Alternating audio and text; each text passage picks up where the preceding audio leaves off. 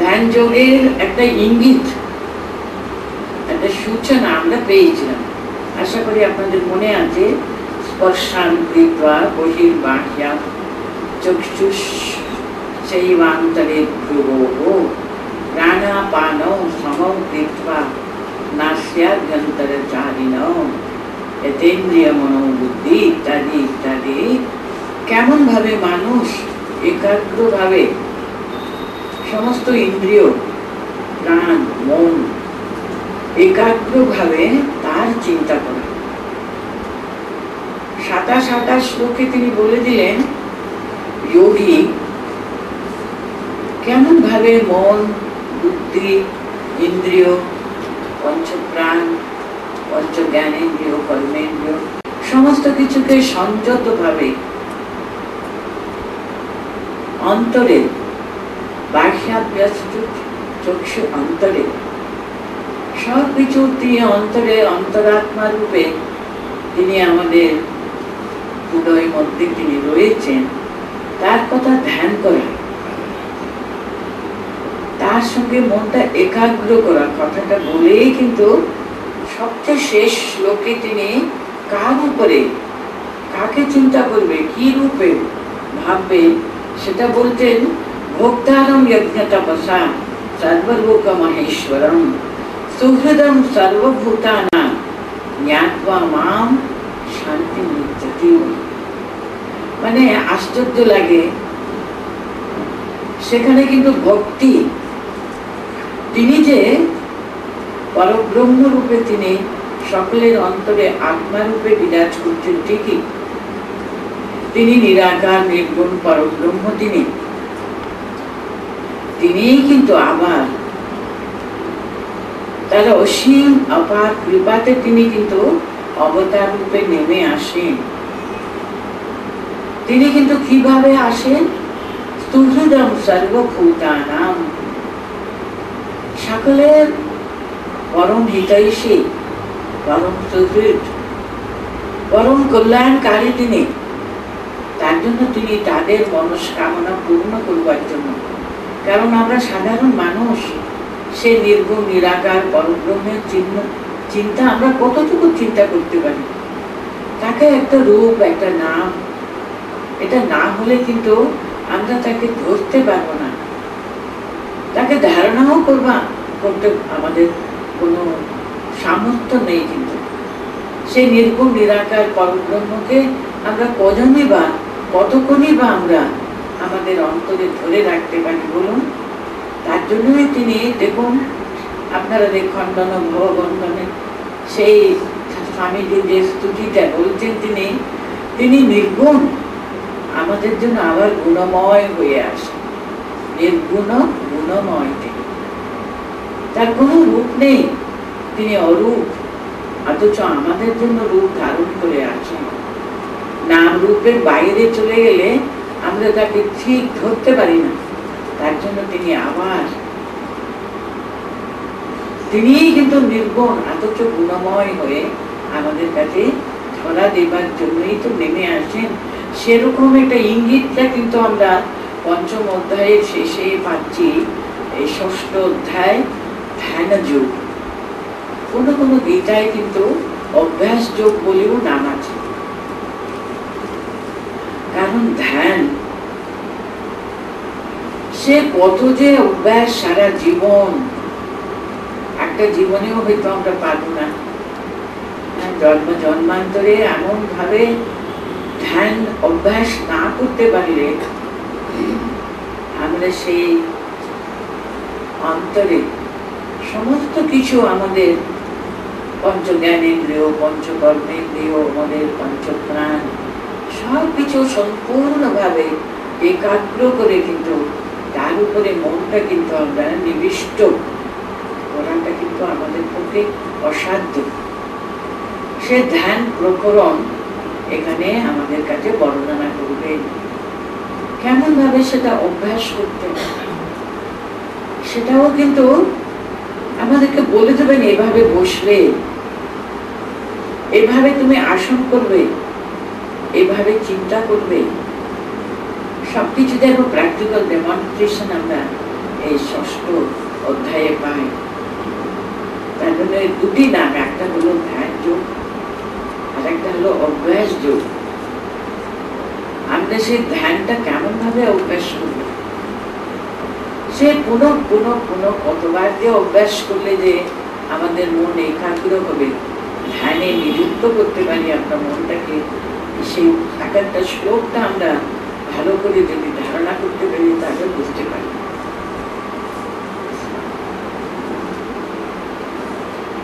শ্রী ভগবান উবাচ অনাশ্রিতঃ কর্মফলম কার্যং কর্ম করোতি यः स सन्न्यासी च योगी च न निरग्नि न च अप्रियः।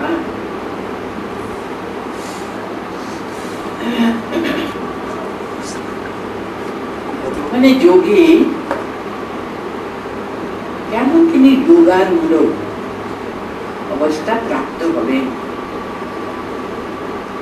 তার জন্য প্রথম শ্লোক থেকে ধরে প্রায় 9টা শ্লোকে আমরা দেখি কেমন ভাবে আমরা যোগে আরূঢ় হতে পারি। ধ্যান মানুষ করে কিসের জন্য? তার সঙ্গে যোগযুক্ত হবার জন্য। একটা ধ্যেয় বস্তু থাকে, কি নিয়ে ধ্যান করব, সেই ধ্যেয় বস্তুর সঙ্গে এমন তদাকার ও কারিত হওয়ার প্রয়োজন। তার জন্য কত অভ্যাস আপনারা সকলে কিন্তু সকাল সন্ধ্যায় একটু ভগবানকে ডাকবারতে অভ্যাস করে থাকেন, আমি জানি। আপনারা নিজেরাই তো জানেন কত দুষ্কর ব্যাপার মনটাকে একাগ্র করে তার উপরে নিবিষ্ট মনে তাকে ডাকাটা। মন যে কত চঞ্চল, কতবার যে সেই ইষ্ট চিন্তা থেকে দিকে ওদিকে সেদিকে ছুটে ছুটে বেড়াতে থাকে। সেটা যে এমন কেমন ভাবে যোগযুক্ত হওয়া, যোগ মানে কথাই মানেই হলো যুক্ত হওয়া আর কি। এখন ধ্যানের সহজে তার সঙ্গে যুক্ত হওয়া, তাকে গভীর ভাবে চিন্তাটা এমন গভীর হবে। ধ্যান চিন্তাটা কিরকম জানেন, এই যে একটা লাইনে যাবার চেষ্টা করতে আমরা সোজা লাইন কখনো আমাদের হয় না।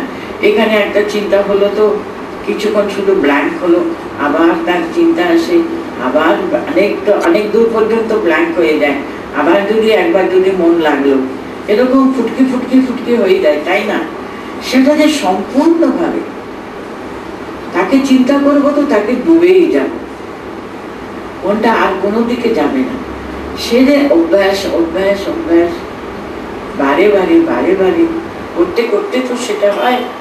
তাই উনি কিন্তু প্রথমে কেন বলতেন যুক্ত হওয়ার, যোগে আরূঢ় হবার জন্য কি কি প্রয়োজন সেটা বলবার জন্য কে যথার্থভাবে ধ্যান করতে পারে, কেমন ভাবে তার সঙ্গে যুক্ত হতে গেলে তিনি অন্য সমস্ত চিন্তা থেকে মুক্ত হয়েছেন। তিনি সম্যক রূপে সবকিছু তিনি ত্যাগ করে তাকে তিনি চাইছেন মন থেকে।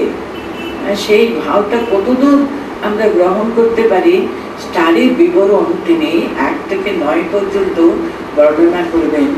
তা আমরা প্রথম শ্লোকে কি বলছেন, সন্ন্যাসীকে যোগী বাকে তার সংজ্ঞা উনি বর্ণনা করতে গিয়ে প্রথম শ্লোকে অনাশ্রিতঃ কর্মফলম কার্যং কর্ম করোতি यः स सन्न्यासी च योगी च न निरग्नि न च अक्रियः।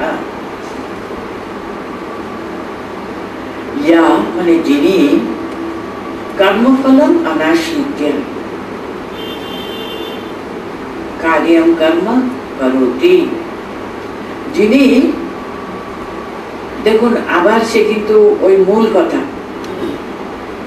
কোন রকমের ফল কামনা আমরা কাজ করব, কাজের যে একটা ফল আছে, তো প্রতি কর্ম একটা কিছু ফল সম্পাদন করবেই করবে, কিন্তু আমাদের মন থাকবে কাজটা পরিপূর্ণভাবে সার্থকভাবে ওটা সম্পূর্ণ করার দিকে। সে কার্য করে আমরা কি পাবো, সে কর্মফল, তার প্রতি যে আসক্তি না রেখে তিনি নিষ্কামভাবে সম্পূর্ণ অনাসক্তভাবে কর্মফলের প্রতি এতটুকু আসক্তি রাখে না, কর্তৃত্ব অভিমানও থাকে না। তিনি কিন্তু করতি ইহা, তিনি কিন্তু সন্ন্যাসী, তিনি সন্ন্যাসী, যা যোগী যা তাকে কিন্তু যোগী, তার মনে কিন্তু যোগযুক্ত হওয়ার সম্ভাবনা বেশি, তার মনেই কিন্তু তিনি যোগযুক্ত হতে পারেন। না নিরগ্নি না চা অক্রিয়া। এখানে সন্ন্যাসী তখনকার দিনে জানেন অগ্নি তারা সবসময় নিজের কাছে রাখতেন। অগ্নি মানে কি আগুনটা সঙ্গে সঙ্গে হাতে ধরে ধরে নিয়ে যেতেন, তাই না। এখন ব্রাহ্মণ তিনি তাকে সবসময় কিন্তু প্রতিদিন সকাল সন্ধ্যা ভগবানকে কিন্তু কিছু আহুতি প্রদান করা ও নিত্য নৈমিত্তিক কর্ম। আহুতি মানে কি, তাকে একটু যজ্ঞ করতে হবে। কিরকম যজ্ঞ করতে হবে, একটু আগুন জ্বালাতে হবে। সেখানে তখনকার দিনে ভগবানকে ওরা আগুন ছিলেন ভগবানের দেবতার তিনি প্রতীক। আগুন কি করে ওরা জ্বালাতেন, চকমকি পাথর রাখতো, সেটা টুকে দু চারটি সবাই কাছে, আমরা যেমন একটা ব্যাগ নিয়ে বেরোই না, আপনারা সবাই দেখুন কত বড় বড় পার্স নিয়ে বড় বড় ব্যাগ নিয়ে বেরোচ্ছে, সে ব্যাগের ভিতরে ওদেরও একটা ঝুলা থাকতো, একটু কাঠ, ছোট ছোট কিছু কাঠ থাকতো, আর চকমকি পাথর রাখতেন তারা। তাদের কাজই কিন্তু সকাল সন্ধ্যা ওরা যদি বাড়িতে থাকলে তো প্রত্যেক বাড়িতে কিন্তু তখনকার দিনে ব্রাহ্মণ ক্ষত্রিয় বৈশ্য অগ্নি রক্ষা করতেন। কিন্তু তাদের অগ্নি সবসময় রক্ষা করতে হবে, কারণ অগ্নি প্রজ্বলিত থাকবেই। একটা জায়গাতে দেখবেন, একটা ছোট জায়গাতে ওরা অগ্নি রক্ষা করতেন সারাদিন 24 ঘন্টা কিন্তু। আর প্রতিদিন সে আগুনে তারা একটু ঘি দিয়ে তারা হোম করতেন, ভগবানের নামে একটু আহুতি প্রদান করতেন সকাল সন্ধ্যা। আমি একবার বলে দিচ্ছিলাম, মনে হয় আমরা যেমন ঠাকুর মা স্বামীজির ছোটের ছবিটা প্যাকেটে রেখে ঘুরি না, নাকি আপনারা আপনার ব্যাগে রাখেন, যেন সে একটা রক্ষা কবচের মতো আমাদের। ঠিক তেমনি তারা অগ্নি সবসময় রাখতেন, কারণ অগ্নি হলেন ভগবানের প্রতিনিধি ওদের কাছে। তখনকার দিনে কেউ কিন্তু এই যে আমরা কত সহজে ছবি টবি সাজিয়ে তার আরাধনা করি, তখন ছবি বলুন মূর্তি বলুন এসব কিছুই থাকতো না, ওসব নিয়ে কোনো ওরকম চালু ছিলই না, রীতি ছিল না। তারা অগ্নি হলেন ভগবানেরই প্রতীক স্বরূপ। সে অগ্নিতে তারা হোম করতে, আহুতি মানে ঘি, ওরা একটু একবার ওখানে ঘি ঢেলে দিয়ে শ্রী রামকৃষ্ণায় স্বাহা যেমন আমরা বলি, ওরাও কিন্তু ইন্দ্র বরুণ অগ্নি যে দেবতা, সেই দেবতার নামে তারা একবার আহুতি প্রদান। তারা অগ্নি কিন্তু সর্বদা রাখতেন। শুধু তিনি সংসার ত্যাগ করে সন্ন্যাসী হলেন, তার আর কোনো প্রয়োজন নেই তার প্রতিদিন তার সেরকম আহুতি দেবার আর কোনো বাধ্যবাধকতা তার আর নেই। তিনি কিন্তু অগ্নি স্পর্শ করবেন না, তাকে নিরগ্নি বলা হতো। বলতেন সন্ন্যাসী তিনি সমস্ত ভাবে এই কাম্য কর্ম তিনি ত্যাগ করেছেন। কারা? কে সন্ন্যাসী? কে সম্পূর্ণভাবে সম্যক রূপে সব ত্যাগ করেছেন। শুধু অগ্নি রাখে না নিজের কাছে, তিনি কিন্তু নয়, না নিরগ্নি না চা অক্রিয়া। আচ্ছা, আর একটা কথা এখানে ব্যবহার করা হয়েছে, ক্রিয়া। আপনারা তো জানেন আমাদের একজন হলেন সর্বকিছু সমস্ত ত্যাগ করে সন্ন্যাস গ্রহণ করে চলে গেছে, আরেকজন হলেন অক্রিয়া। দেখুন গৃহস্থদের অনেক রকমের কাজ, তাদের কর্তব্য পালন অনেক কিছু ছিল। আপনারা জানেন না, ওদের অনেক যজ্ঞ করতে হবে। পিতৃযজ্ঞ আছে, দেবযজ্ঞ আছে, ঋষি যজ্ঞ আছে, নৃযজ্ঞ আছে, আর প্রাণী যজ্ঞ আছে, কত রকমের এই পঞ্চযজ্ঞের কথা, অনেক রকমের কর্তব্য। কারণ গৃহীর কত কর্ম, তার ওটা কর্তব্য, কিন্তু সেটা পালন না করলে কিন্তু তার অনেক অন্যায় হবে। নিত্য নৈমিত্তিক কর্ম, তাতে কোনো পুণ্য অর্জন করবে না তিনি, কিন্তু সেটা না করলে কিন্তু তার মহাপাপ হতো। সে গৃহীদের উপরে কত রকমের কর্তব্য পালন করবার বিধি ছিল, ওটা না করলে কিন্তু তাদের খুব অন্যায় হতো। সেটা তার জন্য বলতেন, আমি কোনো কাজই করবো না, আমার কোনো দায়িত্ব পালন যিনি করে না, কোনো দায়িত্ব পালন করে না, কোনো কর্ম করে না, যা তার বিধিযুক্ত নিয়ম, সে সবগুলো পালন না করলে কিন্তু তার বড় অন্যায়। তাই না? আমি আরো একদিন এই শ্লোকটা, মনুর এই শ্লোকটা বলেছিলাম আপনাদের কাছে।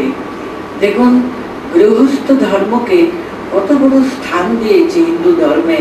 তারা বলতেন, যথা বায়ুম সমাশ্রিত্য সর্বে জীবন্তি জন্তবঃ তথা গৃহস্থমাশ্রিত্য সর্বে আশ্রমাঃ বর্তন্তে। দেখুন, এদের চারটে চতুর আশ্রম আছে না আমাদের হিন্দু ধর্মে। চতুর আশ্রম, ব্রহ্মচর্য, গারস্থ, তারপরে হলো বানপ্রস্থ আর সন্ন্যাস। বানপ্রস্থ মানে দেখুন বয়স হয়ে গেছে তাদের, আর ছেলে মেয়েরা বড় হয়েছে, ওদের উপরে তখনকার দিনে অনেক বন থাকতো, অনেক রকমের ওদের সুবিধা ছিল। তারা গৃহ ত্যাগ করে গিয়ে বনে জঙ্গলে থেকে, মানে সংসার থেকে সরে গিয়ে, সংসারে থাকলে একটুখানি আবার এখানে নাটক হবে, ওখানে কথা বলবে, এখানে কি হাঙ্গামা বাবা, কি দরকার সেই হাঙ্গামা। তারা একটু সরে গিয়ে ভগবানের চিন্তায় মনটাকে তৈরি করে নিতে, তারপরে ইচ্ছা হলে সবকিছু ত্যাগ করে তারা সন্ন্যাস। দেখুন সমাজ কি করে মানুষকে তৈরি করে দিত। ব্রহ্মচারী, তিনি গুরুকুলে থাকবেন, কত তার গুরু ডাইরেক্ট কন্ট্যাক্ট, গুরুর কাছে থেকে, গুরুর আশ্রমে থেকে তার সমস্ত, তার কাছে সকল বিদ্যা তিনি অধিকৃত করতেন, সমস্ত বিদ্যা তিনি শিখে নিতেন, কত নিয়ম পালন করতে হতো। এইভাবে ব্রহ্মচর্য পালন করে কত শিক্ষা, কত দীক্ষা পেয়ে তারপরে কিন্তু তারা গৃহস্থাশ্রম প্রবেশ করত। তারপরে গৃহস্থাশ্রমের কত নিয়ম কানুন এক্ষুনি বললাম, ওসবগুলো পালন করে, সে যথাযথ কর্তব্য পালন করে তারপরে তারা ভগবানকে নিয়ে সেই বানপ্রস্থ থেকে তারপরে তাদের ইচ্ছা হলে সর্বস্ব ত্যাগ করে ভগবানের উপর নির্ভর করে সব দূরে চলে যেত, বৃহৎ ত্যাগ করে চলে যেত। এইভাবে সমাজ যেন তাকে আস্তে আস্তে আস্তে আস্তে জীবনের যে সর্বশ্রেষ্ঠ তা যেন সে পেতে পারে, তার জন্য প্রস্তুত করে দিত। মনটা যেন আস্তে আস্তে আস্তে আস্তে তাকে প্রস্তুত করে দিত, তাই না? এইভাবে কিন্তু আমাদের সমাজের রীতিনীতিগুলো, আপনারা যদি গভীরভাবে, আমরা অনেক সময় বলি এত কুসংস্কার আমাদের হিন্দু ধর্ম মানে এসব, তা না, ভালো করে গভীরভাবে অনুধ্যান করলে বুঝতে পারবেন কত সুসংযত ভাবে মানুষকে কেমন ভাবে মানুষ করানো হয়। মানুষের জীবনের উদ্দেশ্যই হলো সে ভগবানকে লাভ করা। মানুষ জীবনের উদ্দেশ্য হলো, দেখুন 84 লক্ষ যোনি ঘুরে ঘুরে ঘুরে ঘুরে ঘুরে কত জন্ম, 84 জন্মের পরে দেখুন আমরা মানুষ জন্ম পেয়েছি।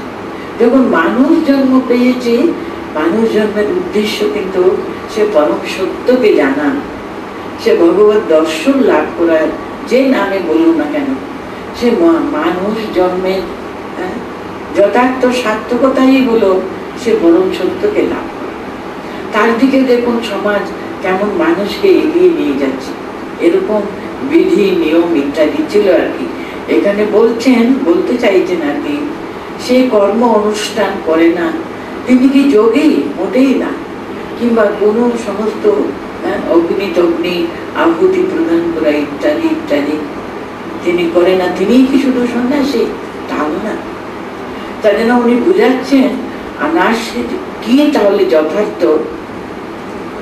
অনাশ্রিত কর্মফলম কার্যম করোতি ইহা, যিনি কোন রকমের কামনা বাসনা নেই, নিষ্কাম ভাবে নিজের কর্তব্য পালন করে যাচ্ছেন, তিনি সন্ন্যাসী, তিনি যোগী।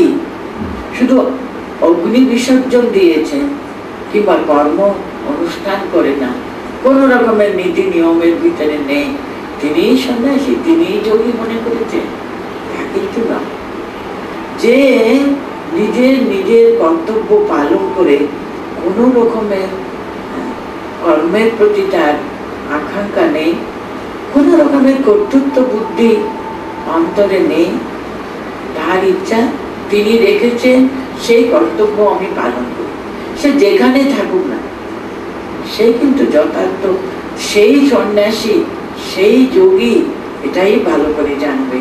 তাহলে আমরা মানুষ জন্মেছি নিজেদের নিজেদের বিভিন্ন কর্তব্য পালন করা কেমন ভাবে করতে হবে, আমরা এই গত 5টা অধ্যায় নিয়ে আমাদেরকে ভগবান শ্রীকৃষ্ণ বুঝালেন কেমন সম্পূর্ণ নিষ্কাম ভাবে কর্মফল ফলের প্রতি সম্পূর্ণ অহেতুক,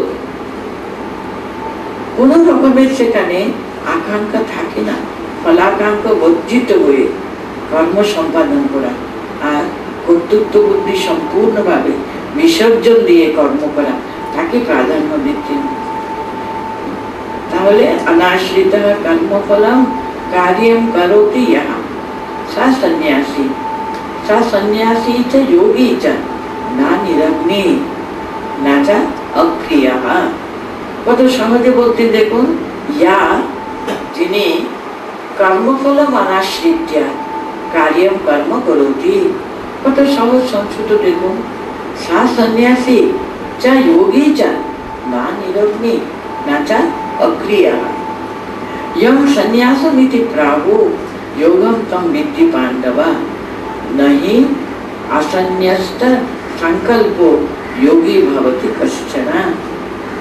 এই যে যোগী মানেটা কি, তোমার সমস্ত মনটা না, তুমি চাইছো আমি ভগবানকে সম্পূর্ণ দিয়ে আমি ধ্যান করতে চাই, কিন্তু ধ্যান করাটা তো সোজা ব্যাপার। সেখানে সদা সর্বদা যদি আমাদের কর্মফল ফলের প্রতি সব সময় আমাদের মনে একটা না কিছু চাওয়া পাওয়া আকাঙ্ক্ষা ফুট উঠতেই থাকে, সে মন দিয়ে যোগে প্রতিষ্ঠিত হওয়া যায় কি? তার জন্য দেখুন কেমন মনটাকে প্রস্তুত করছেন, নিজের কর্তব্য কর্ম সম্পূর্ণ নিষ্ঠার সঙ্গে অন্তরের সমস্ত শক্তি দিয়ে সেটা করব, অথচ কিছু চাইব না, কোন প্রতিফলের আকাঙ্ক্ষা নেই, আমি করছি সে অহং বুদ্ধিও নেই, সেরকম ভাবে নিশ্চিন্ত ভাবে যে করে যাচ্ছে সে কি কম? তার যে মন সদা সর্বদা কিন্তু প্রসন্ন প্রশান্ত, সে সঙ্গে সঙ্গে ভগবানের দিকে যদি মনটা সম্পূর্ণ ঘুরিয়ে দিতে চায়, ওর তো কোনো অসুবিধা হবে না। এই যে আমরা 4-5টা অধ্যায় ধরে কেমন ভাবে কর্ম আমাদের প্রত্যেক মানুষ একটা মুহূর্তের জন্য কিন্তু কর্ম না করে থাকতে পারে না, এটা কিন্তু প্রথম থেকে বলে দিচ্ছেন ভগবান শ্রীকৃষ্ণ আর কি। নহি ক্ষণমপি জাতু তিষ্ঠতা কর্ম, মানুষের স্বভাবইটা তার অন্তরে সত্য রজ তম গুণ সদা সর্বদা বর্তমান, ত্রিগুণাতীত প্রকৃতির দ্বারা গঠিত তার শরীর, তিনি এই 3টে গুণের মধ্যে সবসময় অবস্থান করেন, কখনো হয়তো সত্য প্রদান, কখনো রজ প্রদান, কখনো তম প্রদান হয়ে থাকে। এই যে সত্য ত্রিগুণ রূপের ভিতরে উনি থাকেন, উনি তো সর্বদা কাজ করেন। আমরা কাজ করছি না বলুন, কায়া বাচা মনসা আমরা কাজ করছি না, আমি কথা বলছি, আপনারা শুনছেন, চিন্তা করছেন, সব কিছু কিন্তু কাজ। হাত পা দিয়ে কাজ করলে কাজ তা কিন্তু নয়, বসে থেকেও কিন্তু আমরা কত রকমের কাজ করি। তার জন্য বলছেন এই যে চিন্তা, এই যে ভাবনা, প্রত্যেকটি কথা, প্রত্যেকটি জিনিস আমরা যখন চিন্তা ভাবনা করি কায়া বাচা মনসার দ্বারা যে কাজ করি না কেন কোন রকমের ফলাকাঙ্ক্ষ থাকে না। আর আমি আহম বুদ্ধি সম্পূর্ণ শূন্য, সেখানে শুধু তিনি নাহম নাহম তুমু তুমু। ঠাকুর আমাদের পথ দেখিয়ে দিয়ে গেছে। একটা কথা দেখুন, ঠাকুরের কথা যেন একটা বিরাট বড় সূত্রের মতো, সূত্রাকারে ওটা মনে রাখলে হলো। নাহম নাহম তুমু তুমু। তিনি করাচ্ছেন, আমি করছি, আমি না, তিনি করাচ্ছেন আমাকে দিয়ে, আমি যন্ত্রস্বরূপ মাত্র। এই ভাবটা অহং বুদ্ধি শরণাগত ইত্যাদি ইত্যাদি বারে বারে স্মরণ করে দিচ্ছেন। দ্বিতীয় শ্লোকে কি বলছেন? ইয়ং সন্ন্যাসমিতি প্রাহু যোগম তম বিদ্ধি পাণ্ডব। হে পাণ্ডব, মানে অর্জুনকে সম্বোধন করে বলছেন, ইয়ং সন্ন্যাসমিতি প্রাহু, যাকে মানুষ সাধারণভাবে সন্ন্যাস বলে না, সম্যক পূর্বক ও ন্যাস করে দিয়েছে, সম্পূর্ণ ত্যাগ করে দিয়েছে। তম যোগম তম বিদ্ধি, তাকেই তুমি যোগ বলে জানবে। সেটাই যোগারূঢ় অবস্থা। কিন্তু ও সমস্ত কিছু জাগতিক সবকিছু ছুড়ে ফেলে দিয়েছে। এটা হলো নেগেটিভ। হলো একটা কিছু পজিটিভ আছে। কি ধরেছে? ঠাকুর তাকে ধরেছে, তিনি তার সঙ্গে যুক্ত হয়েছেন। তিনি তার জন্য যোগী, যিনি একদিকে যেমন সমস্ত বিষয় বুদ্ধি ইন্দ্রিয় সবসময় বহির্মুখী, সে তো ইন্দ্রিয় সুখ তার প্রতি তো লালায়িত, সেটা উনি কিন্তু মন থেকে সম্পূর্ণভাবে ন্যস্ত করে দিয়েছেন, ত্যাগ করে দিয়েছেন। কিন্তু তার তো ইন্দ্রিয়গুলো তো বর্তমান, ইন্দ্রিয়ের কাজ তো সবসময় চলছে, সমস্ত তিনি কিন্তু কনসেন্ট্রেট করেছেন, বহির্মুখী নয় অন্তর্মুখী হয়েছে। তার তিনি যুক্ত হয়েছেন, তার সঙ্গে যুক্ত হয়েছেন বলে সবগুলো তিনি ফেলে দিতে পেরেছেন, তাই না? বলছেন, হে পাণ্ডব, জন সন্ন্যাসমিতি প্রাণ, যাকে সন্ন্যাস বলা হয় না, তম যোগম বিদ্ধি, তাকে তুমি যোগ, তার সঙ্গে যুক্ত হওয়া মনে করবে। নহি আসন্ন্যস্তম সংকল্প যোগী ভবতি কশ্চন। বলছেন হি, কেননা আসন্ন্যস্ত সংকল্প, যিনি সংকল্প ত্যাগ করেনি তিনি কখনো যোগী হতে পারেন না। কশ্চন যোগী না ভবতি, তিনি কোনো কালেও যোগী হতে পারে না। তো সংকল্পটা কি বলো? আমরা বাইরে কিছু করবার আগে না, প্রথম সবচেয়ে বেশি আমরা মনে মনে কাজ করি, আগে মনে সংকল্প করতে থাকি। মনের ডেফিনিশনে পতঞ্জলি বলছেন, মন হলো কি? সংকল্প বিকল্পাত্মক মনঃ। মনের নেচার, মনের স্বভাব, মনের স্বভাব কি? এটা করবো, এটা করবো না, এরকম করবো, ওই রকম করবো, কত কি করবো, কি বলবো, কি ভাববো, ওটা মনটা সবসময় ভাবতেই থাকে, ভাবতেই থাকে। আপনি নিজের মনটাকে একটু অ্যানালাইজ করবার, মানে ভালো করে চিন্তা করে দেখুন, আমার মনটা কি?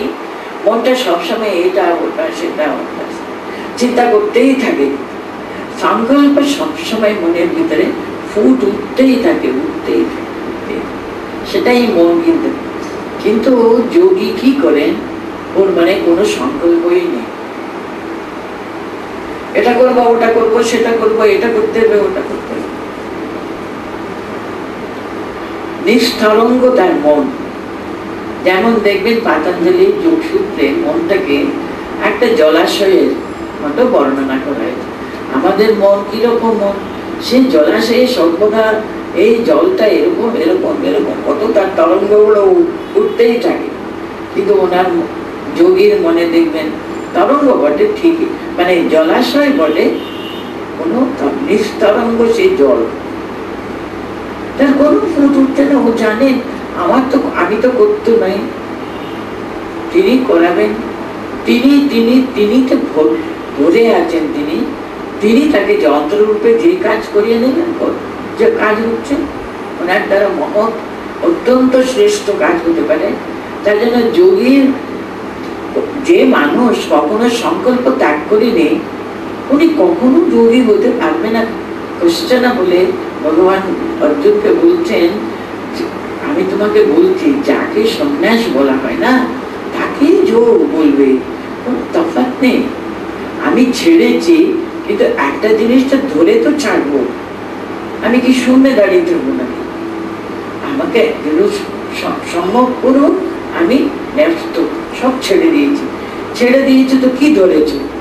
মানুষ একটা কোনো বস্তুকে না ধরে কখনো কিন্তু ছাড়। আমরা দেখুন না, একটা পা এগুতে গেলে আরেকটা পা দিয়ে পিছনে জায়গাটা ধরে আরেকটা পাটা সামনে দিই। কখনো কিন্তু আমরা আরেকটা পায়ের কোনো পায়ের তলায় জমি নেই, আমি তাড়াতাড়ি এগোতে যাবই না। তাই জন্য আমি এগুতে গেলে কিন্তু আমি আগে আরেকটা কিছু ধরবই, না ধরে কি এগুতে যাব? পায়ে ভালো করে স্থির ভাবে একটা জায়গাটা ধরতে হবে, তখনই তো আমি ছাড়বো।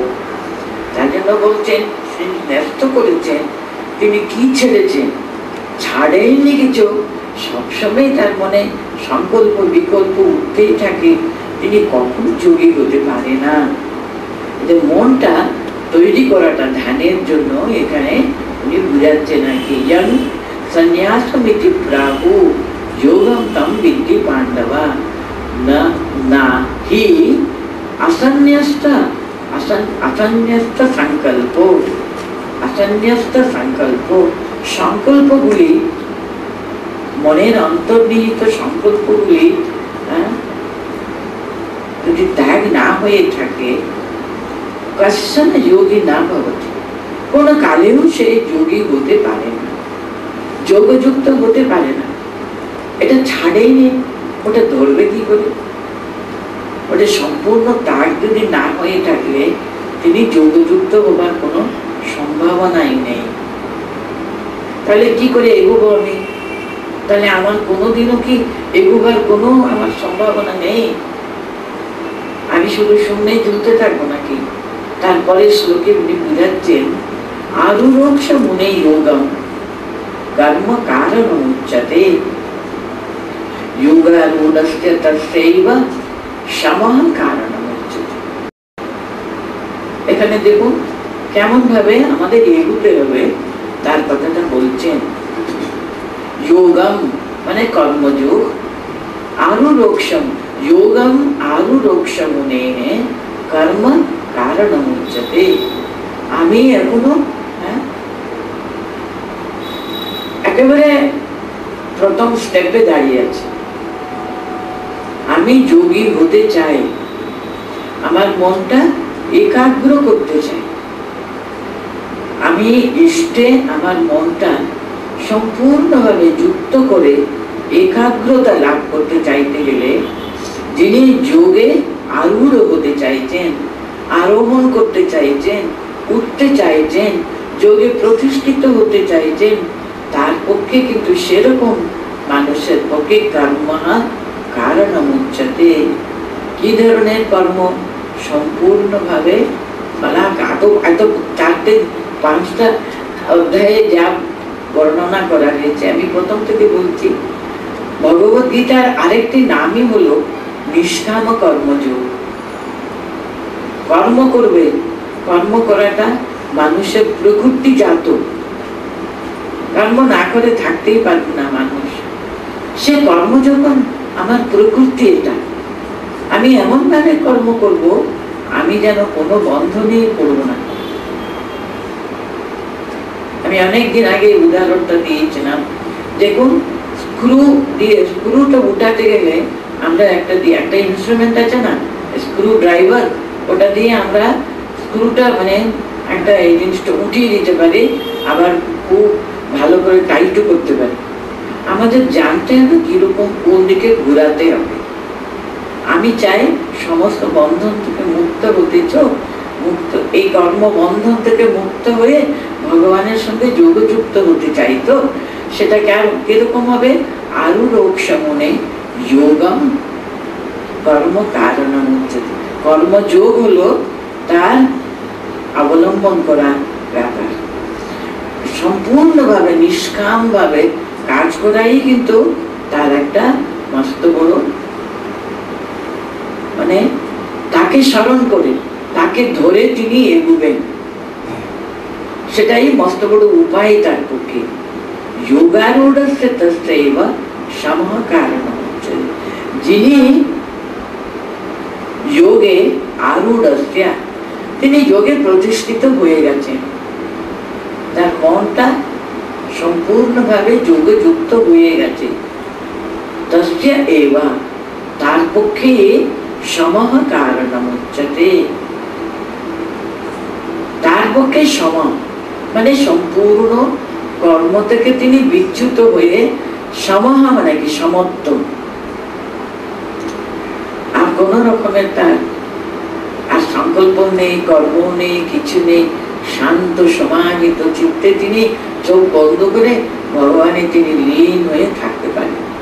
তিনি কিন্তু কর্ম থেকে বিরত হতে পারেন, তার পক্ষে সমাহা শান্ত, কর্ম থেকে সম্পূর্ণ তিনি বিশ্রাম নিয়েছেন, তার পক্ষে সেটা হতে পারে। কিন্তু আরূঢ়ক্ষমনে, যে ধ্যানে আরোহণ করতে ইচ্ছুক তিনি, তার জন্য যত্নবান তিনি, প্রযত্ন করে চলেছেন, তার পক্ষে কিন্তু নিষ্কাম ভাবে কর্ম করাই কিন্তু তার সাধনা।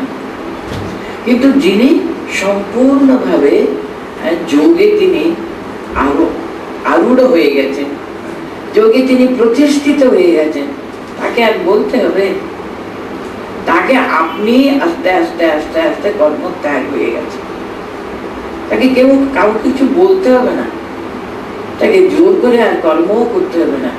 তিনি চুপ করে চোখ বন্ধ করে বসে থাকলে তিনি দেখবেন ওনাকে আর কোনো কর্মের প্রয়োজনীয়তা নেই।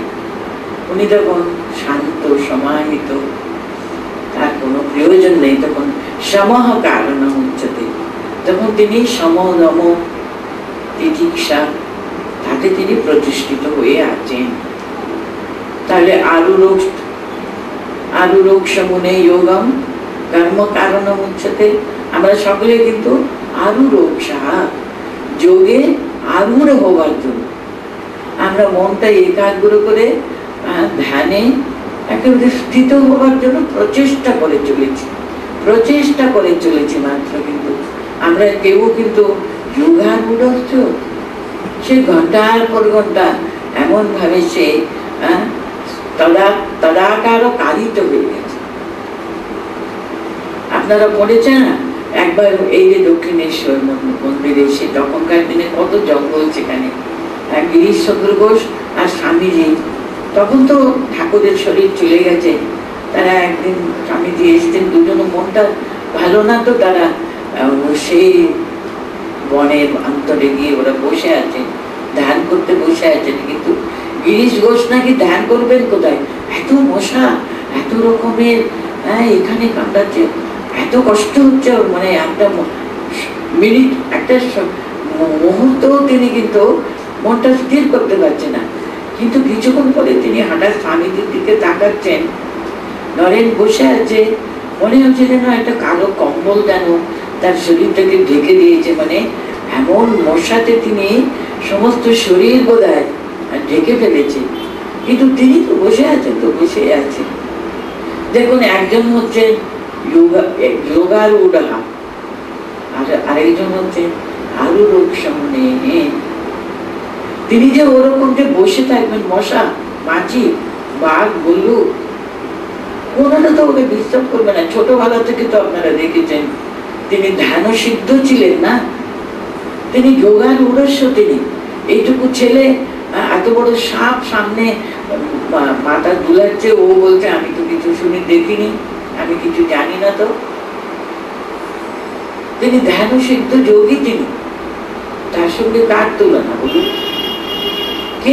কে আরূঢ়ক্ষমনে যোগারূঢ়স্য তস্যৈব সমঃ কারণম উচ্যতে। তাহলে চতুর্থ শ্লোকে গেলাম, यदा हि नेन्द्रियार्थेषु ना कर्मसु अनुषज्यते सर्व संकल्प संन्यासी योगारूढ़ তাদা উচ্চতে, তাদা উচ্চতে।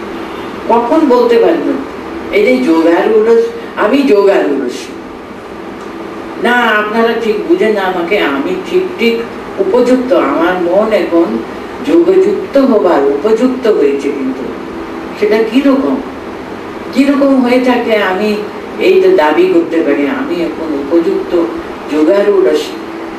এটা এখানে এক্সপ্লেন করছেন, यदा हि नेन्द्रियार्थेषु न कर्मसु अनुषज्यते सर्वसंकल्प संन्यासी योगारूढ़स् तदा तदो उच्यते। यदा हि যখন যখনই আর কি সর্বসংকল্প সন্ন্যাসী, আমার মনে কোনো রকমের সংকল্প কোনো কালেও কিন্তু একেবারে মাথা তুলতেই পারে না, কোনো সংকল্পবিহীন আমার মনে কোনো রকমের সংকল্প নেই, যিনি সর্বসংকল্প সম্মুখ রূপে সব সন্ন্যস্ত করে দেন, ওই যে সর্বসংকল্প সন্ন্যাসী তার কেমন, তার বলছেন না ইন্দ্রিয় অর্থেষু না কর্মসু অনুসজ্জতে। তার ইন্দ্রিয়, দেখুন আমাদের ইন্দ্রিয় আছে, আমার চোখ আছে, আমার কান আছে, আমার জিহ্বা আছে, এটা হলো জ্ঞানেন্দ্রিয়, আমার কর্মেন্দ্রিয় আছে, হস্তপদ ইত্যাদি ইত্যাদি। ইন্দ্রিয় ইন্দ্রিয় অর্থের সংযোগ ঘটছে, কিন্তু আমার তাতে কোনো প্রতিক্রিয়া হচ্ছে না, কোনো প্রতিক্রিয়া হচ্ছে না। আপনারা তো কাহিনী, হয়তো এটা কাহিনী মনে করতে পারেন, আপনার মনে আছে না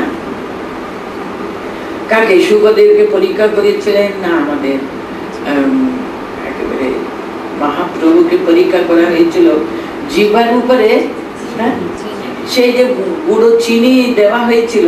দেখুন ইন্দ্রিয়, আমরা যদি চিনি কথা শুনলে আর গুঁড়ো চিনি মনে করলে আমাদের একেবারে জলটা বেরোতে থাকে। দেখুন ওনার উপরে জিহ্বার উপরে চিনি ঢালা হয়েছিল, যখন উফ করে তখন সমস্ত উড়ে গেল, কিন্তু একটা কোনো দানাও কিন্তু কোথাও লেগে থাকেনি। ইন্দ্রিয় অর্থের সঙ্গে যুক্ত হয়েছে, কিন্তু তার কোনো সম্পর্ক নেই। ইন্দ্রিয় অর্থেষু, আমাদের ইন্দ্রিয় অর্থের সঙ্গে সংস্পর্কে এলে আমরা তাতে বিচলিত হয়ে যাই, এত বিচলিত হয়ে যায়, কারণ ইন্দ্রিয় অর্থ সবসময় ইন্দ্রিয়কে বিচলিত করবার জন্যই তো আছে। না কর্মসু, দুটো কন্ডিশন উনি বলছেন, ইন্দ্রিয়ের অর্থের সঙ্গে সংস্পর্কে এসেও কিন্তু কোন রকমের তার নেন্দ্রিয়ার্থেষু, ইন্দ্রিয় অর্থের সংস্পর্কে এসে না অনুসজ্জতে, তিনি এতটুকু কিন্তু বিচলিত হন না, তার সংসর্গে এসেছে। যেমন ব্যাসদেব বলেছিলেন, এই কাহিনী কথা বলতো পাঠক আপনারা সকলে জানেন, আরে খিদা ছিল পেটে, তোমরা দিলে আমার পেট সে আহার গ্রহণ করলো, আমি তো কিছু খাইনি। এমন তিনি ব্রহ্মজ্ঞ, তিনি এমন ভাবে আমি আত্মা, মনে আছে সেই কাহিনী, সেই একটা নৌকা নেই, কিছুই নেই, কি করে গোপীরা পার হবে? তার জন্য তখন ব্যাসদেব ওখানে ছিলেন বলে জিজ্ঞাসা করতে পারে, ঠাকুর একটা কিছু ব্যবস্থা করুন, আমরা কি করে পার হবো, আমাদের তো ওই পারে যেতেই হবে। তারা দুধ দই সব বিক্রি করে তো ফিরবে আবার গোকুলে। উনি বলতে, দাঁড়াও বাবা, আমার এত খিদে পেয়েছে, একটা কিছু দাও, খেয়ে নি।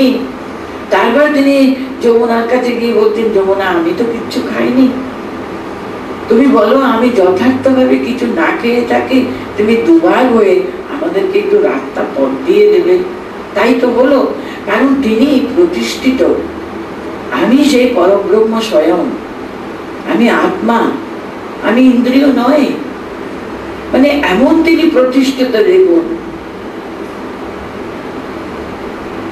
তিনি কিন্তু বলতে পারেন আমি যোগী, যথার্থ ভাবে আমি যোগারূঢ়, আমি আরূঢ় হয়ে গেছি, আমি আরূঢ় মনে কিন্তু নয়, আমি যোগারূঢ়। কে বলতে পারে? ইন্দ্রিয় ইন্দ্রিয় আর্থেষু না অনুসজ্জতে। শুধু কি ইন্দ্রিয় আর্থেষু না কর্মসু বলছেন। আমি অনেক বড় কত কি কর্ম করব, কর্মের সঙ্গে আমার কোনো সম্পর্ক নেই। তিনি তার কাজ তিনি করছেন, আমি সম্পূর্ণ নির্লিপ্ত।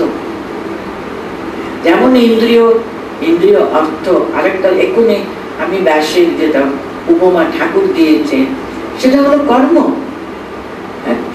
খিদে ছিল পেটে, সেটা আমি কি করলাম, কর্ম করলাম, খেলাম, কিন্তু আমি তো করিনি।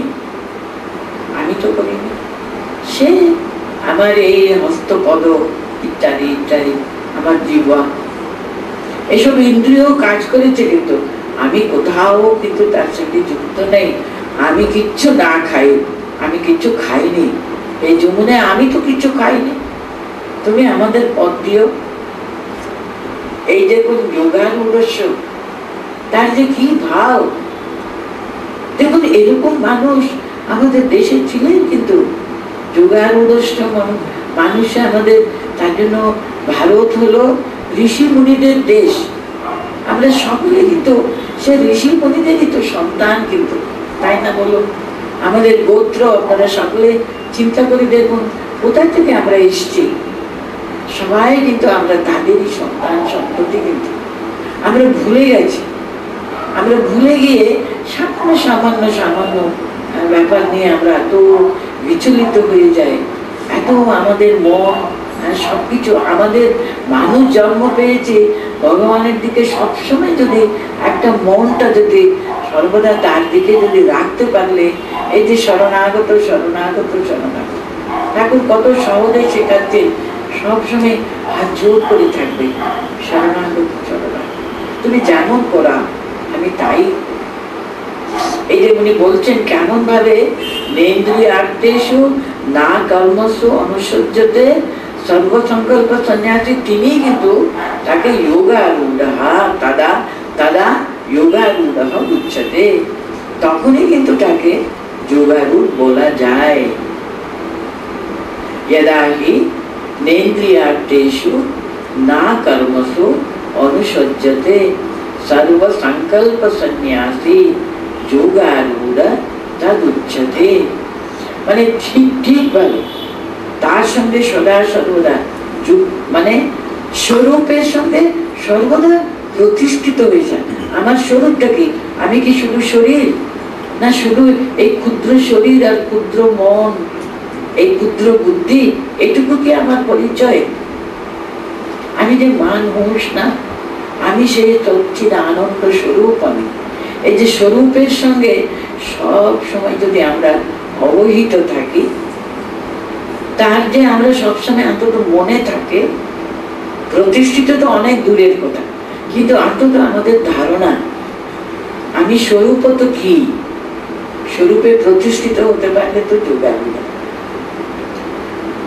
কিন্তু স্বরূপে প্রতিষ্ঠিত হবার জন্য প্রচেষ্টা, আজকাল আমরা সে প্রচেষ্টাও বিহীন হয়ে যাচ্ছে, যেন দেহ সর্বস্ব। আমি মানে আমার শরীর, আমার সুখ, আমার দুঃখ, আমার কষ্ট, সব ওটা নিয়ে এত ব্যস্ত হয়ে যায় আমরা, তাই না? হওয়া তো উচিত না। আমাদের আসল স্বরূপটা সব সময় আমরা যেন আমাদের দৃষ্টির সামনে আমরা রাখতে পারি। এটা হলো ফোর্থ। আরেকটা শ্লোকটা করে শেষ করব। উদ্ধরের আত্মনাত্মানম নাত্মানম অবসাদয়ে আত্মৈব হি আত্মনো বন্ধুঃ আত্মৈব রিপু আত্মনঃ। কি সুন্দর শ্লোক দেখুন তো, গীতার একটা অত্যন্ত শ্রেষ্ঠ শ্লোক হলো এটা। উদ্ধরে আত্মনা আত্মানম, আত্মনা আত্মানম উদ্ধরে, আত্মনা আত্মানম উদ্ধরে। আবার বলছেন আত্মানম না অবসাদয়েৎ। মানে আমরা নিজেকে, নিজের উদ্ধারটা কে করে দেবে বলুন তো? আমরা মনে করি আমরা গুরুদেবের কাছে তো দীক্ষা নিয়েছি, তো বাবা এখন গুরুদেবের সব ভার, আমি কি করলাম না করলাম সেটা আলাদা কথা, উনি তো আমার ভার নিয়েছেন। কোন গুরু কিচ্ছু করবে না। আমি যদি একটা পায়ে এগোবার চেষ্টা যদি না করি, আমি গুরু যা উপদেশ দিয়েছেন সেটা যদি তিলার্ধেও যদি আমি না অনুসরণ করি, গুরু কি বয়ে গেছে আমাদের জন্য করবার? গুরু আপনার আমাদের পথ দেখিয়ে দেবেন, কৃপা করে আমাদেরকে পথে তিনি দাঁড় করিয়ে দেবেন। আমরা একটা পাও এগোবো না। আমরা যেখানে দাঁড়িয়ে থাকবো সেখানে আনন্দে আমরা বিফল হয়ে একেবারে সম্পূর্ণ আপ্লুত হয়ে থাকলে গুরু কি করতে পারেন? আমরা ওখানে একেবারে ডুবে গেছি, কে আমার উদ্ধার করবে বলুন? তার জন্য বলছেন উদ্ধারের আত্মা না আত্মানম, নিজের আত্মাকে নিজেই উদ্ধার করতে হবে, কিন্তু তুলতে হবে।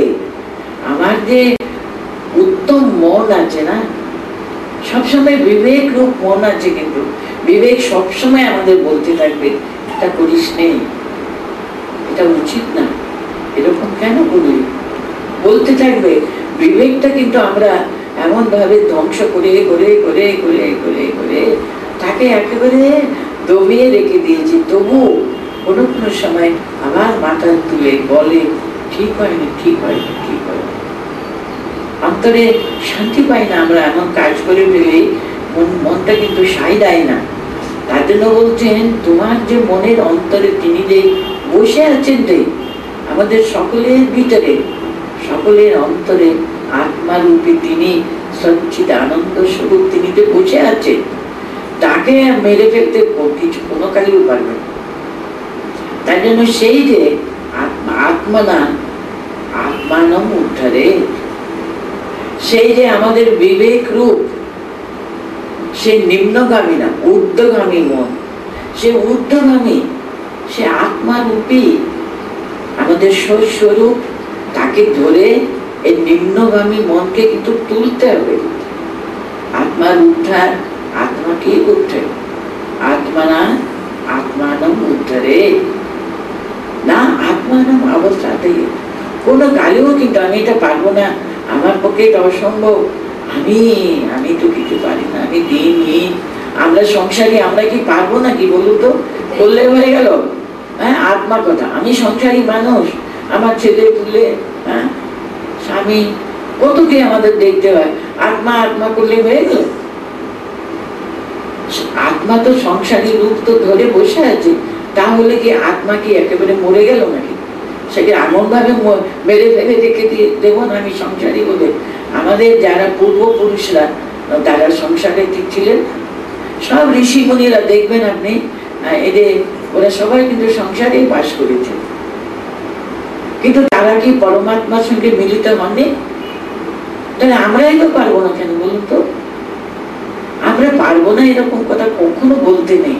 এই অবসাদটা কিন্তু, অবসাদ মানে কি মনটাকে এই আমরা পারবো না, আমাদের দ্বারা এটা হবে না, এটা কখনো বলতে নেই। স্বামীজি বলেছেন মানুষ কখনো নিজেকে হেয় জ্ঞান করতে নেই, হীন দিন বলতে নেই, কারণ সকলের অন্তরে সেই যে আত্মা রয়েছেন, সেই সচ্চিদ আনন্দ স্বরূপ তিনি রয়েছেন, কিন্তু তাকে ছোট করবো কেন, তাকে হেয় করবো কেন?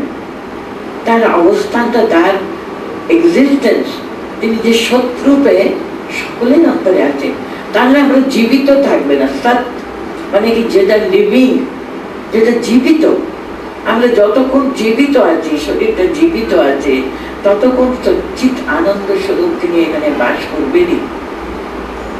সে সৎকে আমি একেবারে সবসময় বলবো না না নেই নেই, আমার ভিতরে সদ্রূপী তিনি নেই। সদ্রূপী থাকলে চিদ্রূপী আছেন, জ্ঞানের স্বরূপ তিনি, আনন্দ স্বরূপ তিনি সর্বদা ওখানে বর্তমান।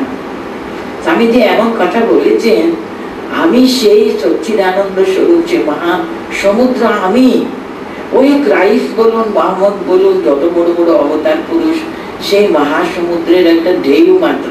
আমি কিন্তু সেই মহাসমুদ্র, সেই সচ্চিদানন্দ সমুদ্র আমি নিজে। দেখুন কত বড় এটা আত্মপ্রত্যয়, এটা আত্মশক্তির কথা। আমি সেই পরব্রহ্ম স্বয়ং, এটা যে চিন্তা করা আমাদের অন্তরে কত শক্তি জাগায় বলুন তো। আর এই বিশেষ করে এই 12 থেকে 14 ভিতরে দেখুন বিশ্বের সর্বত্র কিন্তু স্বামীজির 150তম বছর তো পালিত হচ্ছে। কিন্তু আমরা সবাই কিন্তু এই বাংলাদেশে বসে আছি। স্বামীজির অত্যন্ত প্রিয় এই দেশের মানুষ। আমরা যেন স্বামীজির কথা যেন না ভুলে যাই। স্বামীজি আমাদের কাছ থেকে, বিশেষ করে মেয়েদের কাছে, উনি কত আশা করতেন বলুন তো আপনারা। শক্তি স্বরূপিণী তারা। তাই জন্য মেয়ে বলুন, উনি বলেছেন হাজার হাজার পুরুষ চাই, হাজার হাজার স্ত্রী চাই। সেই যে আত্মস্বরূপে প্রতিষ্ঠিত হওয়াই কিন্তু ভারতে জন্মে যে প্রতিটি হিন্দুর কিন্তু ধর্ম কিন্তু সে আত্মস্বরূপে কিন্তু প্রতিষ্ঠিত হওয়া। তার জন্য না অবসাদে, এই কথাটাও আমাদের মনে রাখতে হবে। কিন্তু উদ্ধারের আত্মানা আত্মানম না আত্মানম অবসাদে। কখনো আমি কিছু পারবো না একথা মুখে উচ্চারণই করতে নেই। আমরা স্বামীজির সন্তান না, আমরা কখনো এটা উচ্চারণ করবো না। অবসন্ন করবে না, অবসাদ এলো না বলছেন আমাদের শাস্ত্র। কারণ আত্মাই বহি আত্মন বন্ধু। আমাদের যথার্থ বন্ধু হৃদয়সী, আমাদের অন্তর্নিহিত সে আত্মা, সে পরমাত্মা। তিনি বসে বসে সবসময় এটা করিস নে, এটা কর, কে বলতে বলুন। এর চেয়ে বড় আমাদের যে জাগ্রত বিবেক, সেই বিবেকটা সবসময় যদি জাগিয়ে রাখতে পারি আমরা, তার যে কত বড় বন্ধু হতে পারে বলুন। কিন্তু আমরা তাকে মেরে ফেলে এমন ভাবে করে রেখেছি না, সে আত্মাই বহি রিপুর আত্মনা। এমন একটা আমরা করে রেখেছি আত্মাকে না, সেই আত্মা এমন বিমূঢ় হয়ে গেছে। মূঢ় মানে একেবারে অন্ধকারে হাত লাগছে, আর কোনো জ্ঞানের আলো কি ডুবতেই দিচ্ছে না। তখনই দেখবেন যারা আত্মাহন্তি, যারা আত্মার প্রকাশকে সবসময় অবরুদ্ধ করবার চেষ্টা করে, তাকে আত্মহন্তি বলে। যারা গলায় দড়ি দিয়ে মরে তারা কিন্তু আত্মঘাতী নয়। যারা অন্তরে তিনি জল জল করছেন, তাকে আমরা প্রকাশ করতেই দেব না। না বেশ আছে, এ কি আমার সুখ, আমার স্বাচ্ছন্দ্য আমি দেখবো না? সবসময় ওদের হিত, ওদের জন্য সব করতে হবে নাকি? সেসব চলবে না। কিন্তু আগে আমি আমার স্বার্থ, সেটাই হলো আত্মঘাতী হবে। বলতেন এই বিমূঢ় মন, যেটা সম্পূর্ণ স্বার্থপরতাতে ভরা আর কি। স্বার্থপরতা মানে কি? আমার বাইরে এই বহির জগতে সুখ স্বাচ্ছন্দ্যকে আমরা সবসময় এত প্রাধান্য দিয়ে যাচ্ছি আমরা। তখনই আমরা আত্মাকে একেবারে সম্পূর্ণভাবে একেবারে নষ্ট করে দেবা, তাকে অন্ধকারে দমিয়ে রাখা, সবসময় দমিয়ে রেখে সে বিমূঢ়, আমাদের অন্তরে যে বিমূঢ় আত্মা, তাকে জাগ্রত রাখলে কিন্তু সেটা আত্মঘাতী, রিপুর আত্মা না। তখন আমরা কি করবো? ওই আত্মাই আমার শত্রু হবে। যদি আমরা জাগ্রত বিবেকটা জাগ্রত রাখলে তিনি আমাদের বন্ধু, আমরা যখন মেরে ফেলি তাকে, তিনি আমাদের শত্রু হবে। তাই জন্য বলতেন উদ্ধরের আত্মানম আত্মানা আত্মানম, উদ্ধরের আত্মানম আত্মানম না আত্মানম অবসাদয়ে। আত্মৈব হি আত্মনো বন্ধু, আত্মৈব রিপুর আত্মনা। থাকি পর্যন্ত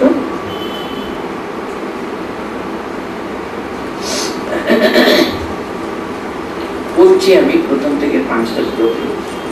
अनाश्रितः कर्मफलम् कार्यं कर्म करोति यः स सन्न्यासी च योगी च न निरग्नि न च क्रियः। यं सन्न्यासमिति प्राहुः योगं तं विद्धि पाण्डव।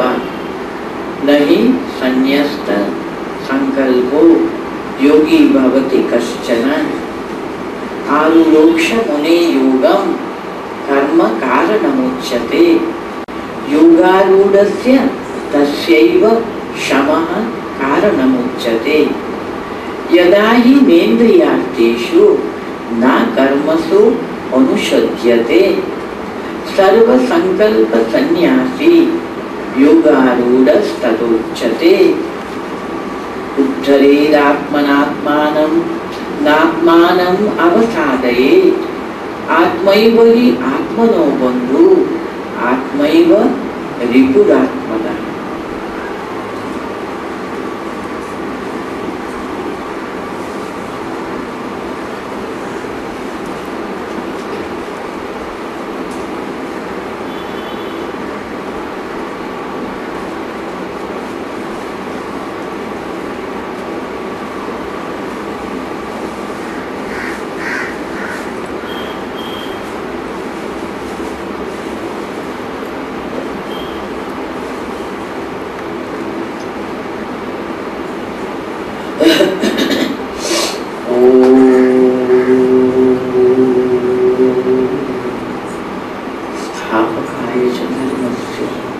सर्वधर्मस्वरूपिणे अवतार वरिष्ठाय रामकृष्णाय ते।